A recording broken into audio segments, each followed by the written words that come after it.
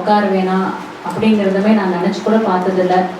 So ரொம்ப சந்தோஷமாக இருக்குது. உங்கள் எல்லாத்தையும் நான் மீட் பண்ணுறது, இந்த மாதிரி ஒரு நிகழ்வு என் வாழ்க்கையில் நடக்குது அப்படிங்கிறது வந்து இந்த பிரபஞ்சம் எனக்கு கொடுத்த ஒரு பிளெஸ்ஸிங்காக நினைக்கிறேன். அது இல்லாமல் எத்தனையோ லட்சமான மக்களோட ஒரு அன்பு அண்ட் சப்போர்ட், என்னோட எல்லா சோஷியல் மீடியா பீப்புள் எல்லாத்துக்கும், என்னோட ஃபேமிலி மெம்பர்ஸ் அண்ட் ஃப்ரெண்ட்ஸ் எல்லாத்துக்கும் நான் நன்றியும் சொல்லிக்கிறேன். அதே மாதிரி இந்த ஊடக நண்பர்கள், ப்ரெஸ், மீடியா, யூடியூபர்ஸ் எல்லாத்துக்கும் நன்றியும் சொல்லிக்கிறேன் இங்கே வந்ததுக்கும். ஆனால் உங்களை நான் வரவேற்கிறேன். இந்த ஒரு பேய் பொட்டு அப்படின்னு ஒரு காமெடி ஹாரர் இந்த படம் எடுக்கணும் அப்படின்னு சொல்லிட்டு ஏதோ ஒன்று சாதிக்கணும் அப்படின்னு சொல்லி நினச்சிதான் இந்த படத்தை ஸ்டார்ட் பண்ணேன். ஸ்டார்ட் பண்ணும்போது நம்ம இத்தனை ஒர்க்கும் நம்ம பண்ண முடியுமா, பண்ணிடுவோமா, அதை பற்றி நான் எதுவுமே யோசிக்கலை. உள்ளே இறங்கினதுக்கு அப்புறம் தான் கொஞ்சம் கொஞ்சமாக சரி நம்மளால் இதுவும் முடிஞ்சிருச்சு, ஓகே இதுவும் முடிஞ்சிருச்சுன்னு கொஞ்சம் கொஞ்சமாக ட்ரை பண்ணி கொஞ்சம் கொஞ்சமாக எல்லா விஷயங்களும் படித்து அந்த ஒவ்வொரு விஷயங்களையும் ப்ராக்டிஸ் பண்ணி அதுலேயே ப்ரொஃபஷ்னலாக நம்ம இதை எப்படி பண்ணணும், எப்படி கொண்டு வரணும் அப்படிங்கிறத பார்த்து ஒவ்வொரு விஷயமும் இந்த 31 டிபார்ட்மெண்ட்ஸ் நான் பண்ணினேன். அப்படின்னா இது எல்லாமே உங்களோட சப்போர்ட்னால தான். ஸோ ஒருத்தர் ஒரு விஷயம் சாதிக்கிறாங்க அப்படின்னா அது அவங்கள பொறுத்ததை மட்டும் இல்லை, நம்மளை சுற்றி இருக்க மக்கள் அவங்களோட எல்லா சப்போர்ட், மெயினாக ஃபேமிலி அண்ட் அந்த விதத்தில் நான் கொடுத்து வச்சுருக்கேன். ஸோ இந்த படத்தை வந்து நான் ஏன் எடுத்தேன் அப்படின்னா, இந்த படத்து மூலியமாக ஒரு கருத்து மக்களுக்கு போய் சேரணும் அப்படின்னு நினச்சேன். ஸோ நம்ம சாதாரணமாக எல்லாரும் எடுக்கிற மாதிரி எடுத்தோம்னா அந்த படம் போய் சேருமா? எந்த ஒரு விஷயம் டிஃப்ரெண்ட்டாக இருக்கோ அந்த ஒரு விஷயத்துக்கு எப்போவுமே மக்கள்கிட்ட ஒரு வரவேற்பு இருக்குது, ஒரு அட்ராக்ஷன் இருக்குது. ஸோ அந்த ஒரு விதத்தில் தான் நான் இந்த படத்தை வந்து இந்த 31 டிபார்ட்மெண்ட்ஸை நம்ம ஏன் தனியாக இருந்து பண்ணக்கூடாதுன்னு கொஞ்சம் கொஞ்சமாக அந்த கான்ஃபிடென்ஸ்னால் அது ஒவ்வொரு விஷயமும் நம்மளுக்கு தெரியாமல் இருக்கும்போது நம்மளுக்கு கான்ஃபிடென்ஸ் வராது. ஒவ்வொரு விஷயமும் நம்ம படிக்கும் போது, அது பழகும் போது, நம்ம அது உள்வாங்கி நம்மளோட டெடிக்கேஷனோட நம்ம அதை ஃபோக்கஸ் பண்ணி ஒவ்வொரு விஷயமா நம்ம முடிக்கும் போது நம்மளுக்கு ஆட்டோமேட்டிக்காக நம்மளுக்கு கொஞ்சம் ஒரு கான்ஃபிடென்ஸ் எல்லாத்துக்கும் வரும் இல்லையா? அந்த விதத்தில் தான் இந்த ஒரு விஷயத்த வந்து ஒரு 2-3 டிபார்ட்மெண்ட்ஸ் நம்ம பண்ணும்போதே பார்த்தீங்கன்னா ஸ்டோரி, ஸ்கிரிப்ட், ஸ்க்ரீன் பிளே எல்லாம் பண்ணும்போதே கொஞ்சம் கான்ஃபிடன்ஸ் கெயின் ஆச்சு. அப்பாடா நம்மளால முடியுதுரா சாமி, சரி ஓகே நெக்ஸ்ட்டு பார்ப்போம், ஓகே நெக்ஸ்ட்டு டைரக்ஷன் பார்க்கலாம், ஓகே ஆக்டிங் பண்ணணும் அப்படின்னா அந்த கண்ணாடி முன்னாடி போய் ஒரு பயிற்சி பண்ணுறது, செய்யறது, அந்த மாதிரி ஒரு விஷயங்கள் எனக்கு நானே செக் பண்ணிக்குவேன், என்ன நானே கரெக்ட் பண்ணுறது. அப்போது கொஞ்சமாக ரிஃபைன் பண்ணி இந்த ஆக்டிங் இதெல்லாம் வந்து இது பண்ணினேன். நான் எந்த ஒரு ஸ்கூலுக்கெல்லாம் போனது இல்லைங்க.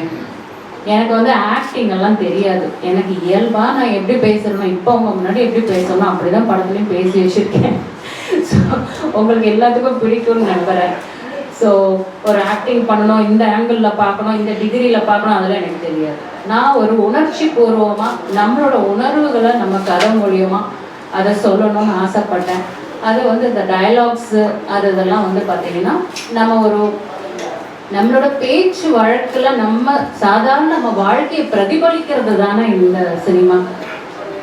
ஸோ அந்த சினிமாவுக்கு நம்ம வந்து நம்மளோட வாழ்க்கையில் இருக்கிற நம்ம அன்றாட நம்மளோட இந்த உணர்வுகளை கொடுத்தாலே நம்மளால் நல்லா பண்ண முடியும் அப்படிங்கிறது நான் நம்பினேன்.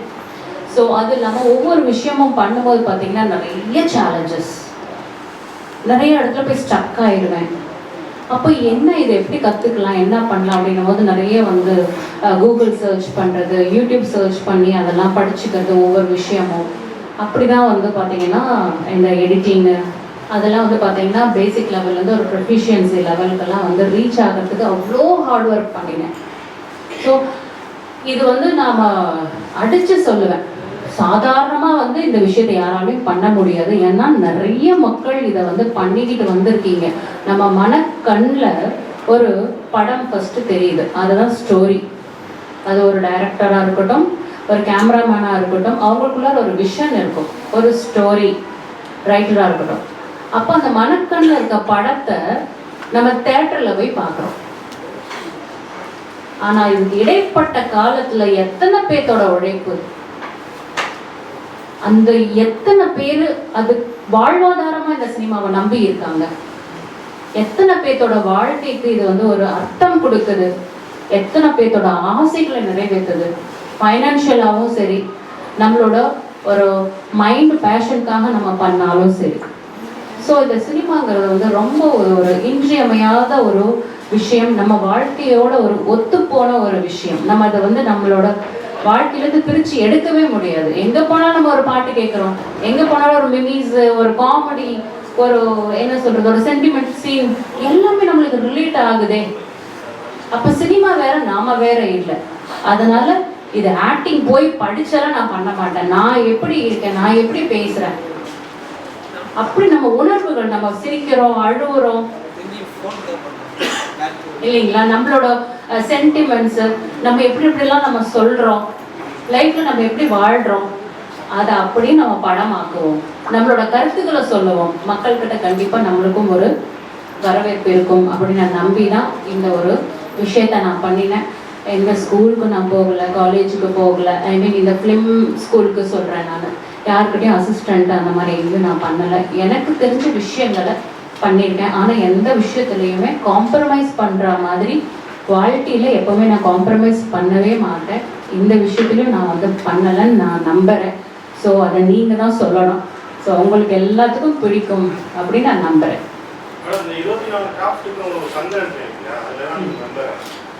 இல்லை, 24 கிராஃப்ட்டுக்கும் வந்து ஒரே பர்சன் போய் சங்கத்தில் வந்து மெம்பராக இருக்க முடியாது. ஒவ்வொருத்தரும் ஒவ்வொரு டிபார்ட்மெண்ட்டில், இப்போ ஒரு டைரக்டராக இருப்பாங்க, ஒரு ப்ரொடியூசராக இருப்பாங்க, ஒரு கார்டு எடுப்பாங்க.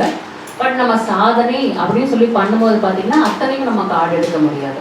ஸோ நான் இப்போ வந்து பண்ணிட்டு வந்து இட் இஸ் கிராசிங் 24. அந்த 31 டிபார்ட்மெண்ட்டு வந்து பார்த்தீங்கன்னாக்கா we cannot go in that way. That is what I feel. So இது வந்து ஒரு புதுமையான முயற்சி. அது இல்லாமல் எல்லா மக்களுக்கும் போய் சேரணும்னா ஒரு டிஃப்ரெண்ட்டாக சொல்லணும், அது வந்து ஒரு காமெடி மூலியமாக சொல்லணும் அப்படின்னு நான் வந்து ஆசைப்பட்டு தான் இவங்க தீபா சங்கர் மேடம் அவங்களெல்லாம் வந்து இந்த படத்தில் போட்டது. ரொம்ப அருமையாக நடிச்சு கொடுத்தாங்க. ஸ்ரீஜா ரவி அம்மாவும் அருமையாக பண்ணாங்க. சாந்தி ஆனந்தராஜெல்லாம் அவ்வளோ அழகாக வந்து டயலாக்ஸ்லாம் சொன்னாங்க. ஸோ நிறைய சுவாரஸ்யமான விஷயங்கள் எல்லாமே நடந்தது. ஒவ்வொரு இதுலையுமே பார்த்தா காமெடி தான் இதில் நிறைய நான் கேட்சப் பண்ணியிருக்கேன் இந்த படத்தில். ஹாரர்னாலே உங்களுக்கு comedy and horror it is like ரெண்டு கண்கள் மாதிரி, ஒன்று இல்லாமல் ஒன்று இருந்ததுன்னா அது ஹிட் ஆகாது. ஸோ அதுதான் நான் நம்பினேன். ஸோ அப்படி இருக்கும்போது ஒவ்வொரு செட்லேயுமே பார்த்தீங்கன்னா அவ்வளோ காமெடியாக தான் போகும். நம்ம ஒரு செட்டுக்கு போகிறோம், போர் அடிக்குது, என்ன கொஞ்சம் டைமு ட்ராக் ஆகுது, அந்த மாதிரி எதுவுமே இல்லை. எல்லாருமே சிரிச்சு சிரிச்சு சிரிச்சு தான் ஒவ்வொருத்தருக்கும் ஒவ்வொரு ஐடியா தோணும் செய்யும். இப்போ தீபா சங்கர் மேடம்லாம் வந்து பார்த்தீங்கன்னா நான் வந்து ஒரு கோயம்புத்தூர் ஸ்லாங்கில் ஒரு டிஃப்ரெண்ட்டாக வந்து அவங்களுக்கு டயலாக்ஸ் கொடுத்துருந்தேன். அவங்க அதை படித்து பார்த்தாங்க. படித்து பார்த்தவொடனே அப்படின்னாங்க, ஏங்கா என்னாச்சு அப்படின்னு. ஐயோ பாப்பா, எனக்கு இதெல்லாம் ஒன்றுமே மண்டையில் ஏறல, எனக்கு இந்த ஸ்லாங்கெல்லாம் என்னால் பேசவே முடியாது, நான் என் போக்கில் பேசிக்கிறேன், என்ன மாதிரி பேச விடுவியா அப்படின்னாங்க. நான் சொன்னேன், அக்கா நீங்கள் இருக்க ஸ்டோரி நீங்கள் மாற்றாதீங்க, நீங்கள் ஸ்லாங் நீங்கள் உங்களோட காரைக்குடி சேர்ந்தவங்க நினைக்கிறேன்னா I don't know properly. So அவங்களோட ஸ்லாங்கில் நீங்கள் பேசுனா பேசிக்கோங்க, பட் ஸ்டோரி நீங்கள் டிஸ்டர்ப் பண்ணாதீங்க. இல்லை நீ என்ன சொல்ல வரையும் நான் அப்படியே சொல்லிடுவேன், பட் என் போக்கில் என்ன பேச விடுறாங்க. ஓகேக்கா அப்படின்ட்டேன். அடிச்சு தள்ளிட்டாங்க. நான் ஒன்று சொன்னால் அவங்க 10 சொல்லுவாங்க, டிஃப்ரெண்ட்டாக பண்ணி காமிப்பாங்க. அவங்க சாதாரணமாக பேசுகிறதே வந்து ஒரு என்ன சொல்கிறது, அவ்வளோ ஒரு யதார்த்தமாக சிரிப்பாக இருக்கும். அப்போது இந்த படத்தில் வந்து பார்த்தீங்கன்னா அதையெல்லாம் அவங்க சாதாரணமாக பேசும்போதே பார்த்தீங்கன்னா, நான் மேக்ஸிமம் ஷூட்டில் அப்படி தான் பண்ணியிருக்கேன். என்னோட டைரக்ஷனில் நம்ம ஷூட் பண்ணணும்னு சொல்லி பண்ணும்போது பார்த்தீங்கன்னா ஆர்டிஸ்ட்டு அந்த ஒரு கான்ஷியஸ் ஆகிடுறாங்க. என்னோட கேமரா எப்போவுமே ஆனில் இருக்கும். சப்போஸ் நான் கேமராமேன் வச்சு பண்ணாலும் சரி, இல்லை கேமரா ஒர்க்கு நானே பண்ணாலும் சரி, ஓகேவா, அவங்கள 10 விதமாக நீங்கள் பண்ணுங்கன்னு சொல்லிடுவேன். இந்த மாதிரி தான் வேணும்னு சில இது இருக்கும், ஒரு கோட்பாடம் இருக்கும் இல்லையா ஒவ்வொரு ஸ்கிரிப்டுக்கு, அதை நம்ம சேஞ்ச் பண்ண முடியாது. பட் சில பிளேசஸில் we can compromise with the acting skills on slangs and சில இடத்துல நம்ம விட்டு கொடுக்க முடியும். அந்த மாதிரி இருக்கிற பிளேசஸில் நான் என்ன பண்ணுவேன்னா, நீங்கள் உங்கள் போக்கில் பண்ணுங்க அப்படின்னு விட்டுடுறது. அப்போ அந்த கேமரா ஆன்லேயே இருக்கும்.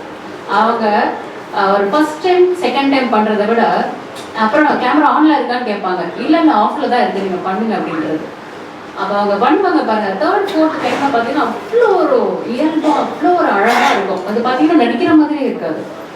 ரொம்ப சூப்பராக இருக்கும். அப்படி தான் வந்து பார்த்தீங்கன்னா நிறைய சுவாரஸ்யமான விஷயங்கள்லாம் நடந்தது.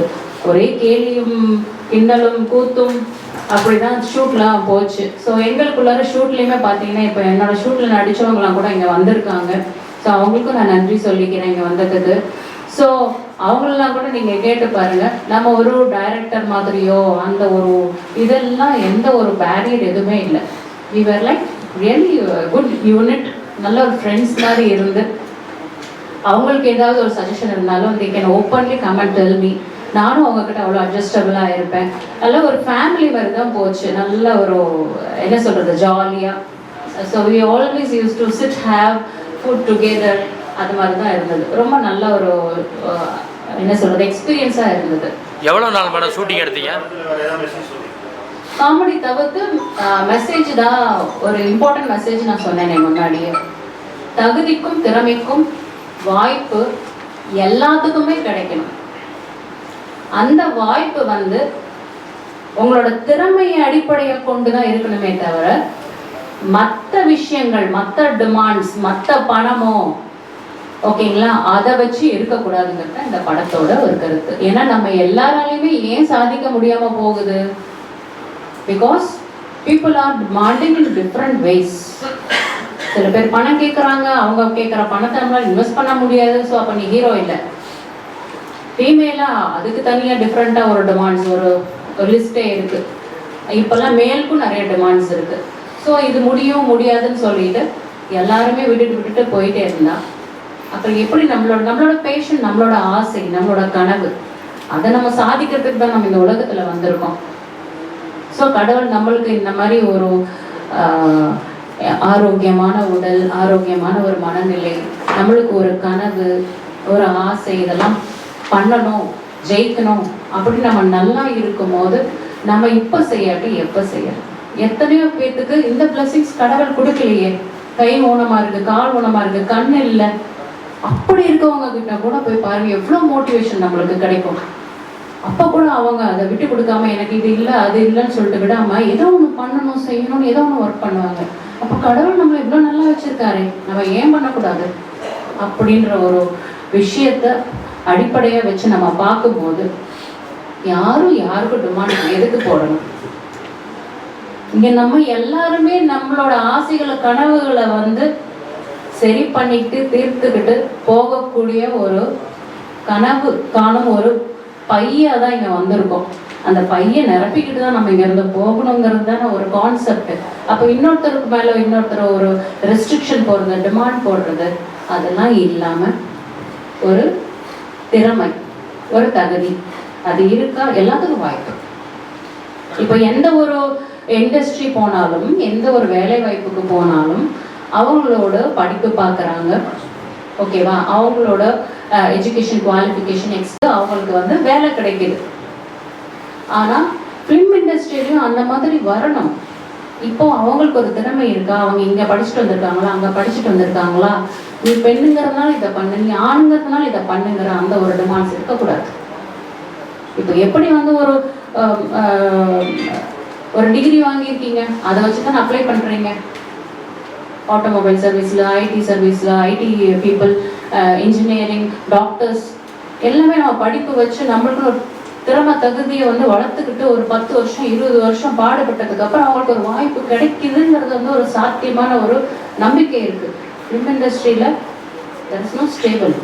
கிடைக்கலாம், கிடைக்காம போகலாம். லக்கு இல்லை டிமாண்ட்ஸ்க்கு ஓகே சொல்லு, இன்னும் பணம் கேட்டா ஓகே சொல்லு, இல்லை வேற விதமான கேட்டாலும் ஓகே சொல்லு, அப்பதான் அந்த மாதிரி சில இது இல்லைன்னா சில இடத்துல லக்கு இருந்தால் ஒர்க் ஆகுது.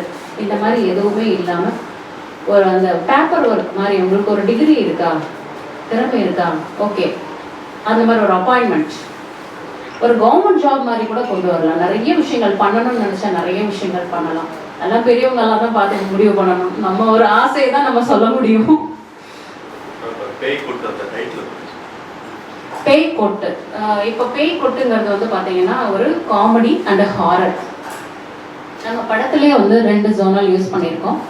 ஒன்று வந்து காமெடி, ஒன்று வந்து ஹாரர். ஸோ ஏன் இது 2 வச்சேன் அப்படின்னா இது 2க்குமே நல்ல மக்கள்கிட்ட ஒரு வரவேற்பு இருக்கு. இப்போ வந்து குழந்தைங்கள்ல இருந்து பெரியவங்க வரைக்குமே பார்த்தீங்கன்னா ஒரு சஸ்பென்ஸ் எங்கே இருக்கோ அங்கே மைண்ட் நம்மளுக்கு கண்டிப்பாக அட்ராக்ட் ஆகும். யார் வந்து ஓப்பன் டாக்காக என்கிட்ட இது இருக்குது, நான் இது இருக்குது, நான் இப்படி நான் அப்படின்னு சொன்னாங்கன்னா அவங்கக்கிட்ட அவ்வளோ நம்மளுக்கு பேசணும்னு தோணாது. But if they have some barrier, if they have something which they hide, அப்போ நம்மளுக்கு ஒரு கியூரியாசிட்டி வரும். அவங்கள பற்றி இன்னும் தெரிஞ்சுக்கணும், அவங்கள பற்றி நம்ம இன்னும் படிக்கணும். அப்போது அதே கான்செப்ட் தான் ஹாரர் அப்படின்னும் போது பார்த்தீங்கன்னா எல்லாத்துக்குமே ஒரு கியூரியாசிட்டி இருக்குது. இப்போ நீங்கள் ஒவ்வொரு கேட்டகரி எடுத்தாலும் இப்போ வந்து ஃபைட்டு அப்படின்னு எடுத்தீங்கன்னா பெண்கள் அவ்வளோ இன்ட்ரெஸ்டடாக பார்க்க மாட்டாங்க. கிரிக்கெட் பார்க்குற அளவு கிரிக்கெட் வந்து ஜென்ஸ் பார்க்குற அளவுக்கு லேடிஸ் பார்க்க மாட்டாங்க. கரெக்டுங்களா? அந்த மாதிரி ஒவ்வொரு கேட்டகரிக்கும் தனித்தனி பீப்புள் இருக்காங்க. பட் ஹாரருக்கு it's a category for all people. எல்லாருக்குமே அந்த ஒரு அட்ராக்ஷன் இருக்குது. Because there is a suspense. கண்டிப்பாக தெரிஞ்சிருக்கும் அந்த பேய்க்கு ஏதோ நாயத்தை செத்து போயிருக்குன்னு தெரியும், ஆனால் என்ன காரணம்? ஸோ அதனால அந்த பேய் கொட்டுங்கிறது வந்து பார்த்தீங்கன்னாக்க there is always attraction for comedy also. Comedy அப்படிங்கிறது பார்த்தீங்கன்னா நம்மளோட வாழ்க்கையில நம்ம இன்றியமையாத நம்மளோட ஒரு இமோஷன். நம்ம எத்தனையோ இமோஷன், நம்ம கிட்ட 9 இமோஷன்ஸ் இருக்கு. நவரசங்கள் நிறைந்தது தான் ஒரு மனுஷன் அப்படின்னு பார்க்கும்போது பார்த்தீங்கன்னா காமெடி தான் ஹையஸ்ட் வைப்ரேஷன். காமெடி வந்து சிரிக்கும் போது உங்களுக்கு பார்த்தா நோய் கூட குணமாகும். நம்ம எல்லாரும் சந்தோஷமா இருக்கணும் தானே தேட்டருக்கு வரோம். அழுன்னு யாரும் தேட்டருக்கு வரலையே, என்டர்டைன்மெண்ட் வேணும் தேட்டருக்கு வரும். ஸோ அந்த காமெடி கொடுக்கணும். So comedy is also a attraction for சில்ட்ரன்லேருந்து பெரியவங்க வரைக்கும் எல்லாருக்குமே இட்ஸ் அ கிரேட் அட்ராக்ஷன். அதனால காமெடி. அப்போ கொட்டுதுங்கிறது இட்ஸ் ஏன்னா காமெடி வேர்டு. ஸோ அதை நம்ம கொட்டுது, இவன் என்னை கொட்டிட்டா, இவன் என்னை அடிச்சிட்டான்னா நமக்கு சிரிப்பு, கொட்டிட்டான்னா கண்டிப்பாக சிரிப்பு வரும்ல. So in that way I fixed up these 2 words like பேய் கொட்டு. ஏன்னா இந்த படத்தில் வந்து காமெடி எப்படின்னா இந்த பேய் வந்து கொட்டுற மாதிரி இருக்கும், தப்பு செய்கிறவங்கள கொட்டுற மாதிரி வரும். ஆனால் இது ஒரு காமெடியான வேலை சொல்லியிருக்கேன். நான் அந்த படத்தை பார்க்கும்போது அவங்களுக்கு தெரியும் ஏன் அந்த பேய் கொட்டுதில்லை. ஒரு பாட்டு, அந்த பாட்டு பாடினா அந்த பேய் கொட்டும். அந்த ட்ரெய்லர் பார்த்தீங்கன்னா உங்களுக்கு புரியும். ஸோ தீபா சங்கர் அக்கா அவங்க வருவாங்க, அவங்க அந்த பாட்டை வந்து பாடுவாங்க, அவங்களுக்கு கொட்டும். அம்மா வீட்டில் இருப்பாங்க, அவங்க பாடுவாங்க, அவங்களுக்கு கொட்டும். இந்த 2 ரோல் சொன்னேன் இல்லையா, அதில் ப்ரெஸ்ஸில் ஒரு பொண்ணு இருப்பா, இன்னொன்று வந்து மியூசிஷியனாக ஒரு பொண்ணு இருப்பா. ஸோ அந்த ப்ரெஸ் பொண்ணு தான் இதை வந்து டிடெக்டிவ் கண்டுபிடிக்கிற மாதிரி வருவான். அந்த பொண்ணு இந்த பாட்டு பாடினா அவளுக்கும் கொட்டு விழும். கடைசியில் எல்லாரும் இந்த பாட்டு பாடினா கொட்டு விழுதுன்னு சொல்கிறாங்களே, கடைசியில் எல்லா நியூஸில் எல்லாத்துக்குமே போயிடும், எல்லாத்துக்குமே அந்த மாதிரி கொட்டு விழுது அந்த பாட்டு பாடினா. அதனால் ஸ்பெசிஃபிக்காக அந்த பாட்டு பாடினா கொட்டு விழுது, இப்படி என்ன அதுக்குள்ளார ஒரு புது விஷயம் இருக்குது அப்படின்னு ஒரு கியூரியாசிட்டி. இப்போ அந்த பாட்டு பாடினா கொட்டு விழுது, ஏன் கொட்டு விழுது? அப்போ அந்த ட்ரெய்லர் பார்க்கும் போதே நம்மளுக்கு ஒரு கியூரியாசிட்டி வரும். சரி இது நம்ம என்னன்னு போய் பார்ப்போம். பாட்டு பாடினா எங்கே போய் ஒரு கொட்டு விழுமோ, அது பேய் வந்து கொட்டுமா? வை? ஸோ அந்த படத்தை பார்த்தா தான் தெரியும். ஸோ அப்படி வரும்போது ஒரு சஸ்பென்ஸ், இதில் ஒரு சஸ்பென்ஸ். அப்போ நம்ம அங்கே அந்த இது ஷூட் பண்ணும்போது எங்களுக்கு அவ்வளோ சிரிப்பு வந்தது. ஒவ்வொரு விஷயமும் பார்த்தீங்கன்னா இந்த காமெடி வச்சு தான் நம்ம பண்ணும்போது ஒரு நல்லா இருந்தது. ஸோ நம்ம எந்த ஒரு விஷயத்த நம்ம எப்படி அனுபவிக்கிறோம் அதை கிரியேஷன் பண்ணும்போது அதே ஃபீல் தான் மக்களுக்கு வரும். நம்மளை பற்றி என்ன நினைக்கிறோம் அதுதான் அடுத்தவங்க நம்மளை பற்றி நினைப்பாங்க. இந்த பேசிக் கான்செப்ட் எல்லாத்துக்குமே தெரியும் இல்லையா? ஸோ அந்த ஷூட் எடுக்கும்போது நாங்கள் எப்படி என்ஜாய் பண்ணோம், என்ஜாய் பண்ணுறது ஜஸ்ட் எல்லாரும் பார்ட்டி வச்சுட்டு என்ஜாய் பண்ணுறது சாப்பிட்றது அப்படி இல்லை. அந்த ஷூட்டில் அந்த எடுக்கும் போது அந்த பரிமாணத்தை நாங்கள் ஒரு பேப்பரில் இருக்க பரிமாணத்தை நாங்கள் வந்து ஒரு விஷுவலாக கொண்டு வர அந்த ஒரு ஸ்ட்ரகிள் இருக்குல்ல, அந்த இதில் நாங்கள் எப்படி ஃபீல் பண்ணோம். ஸோ அந்த ஃபீல் தான் உங்களுக்கு வருங்கிறது என்னோட நம்பிக்கை. தேங்க்யூ. பார்க்கலாம். Thank you madam.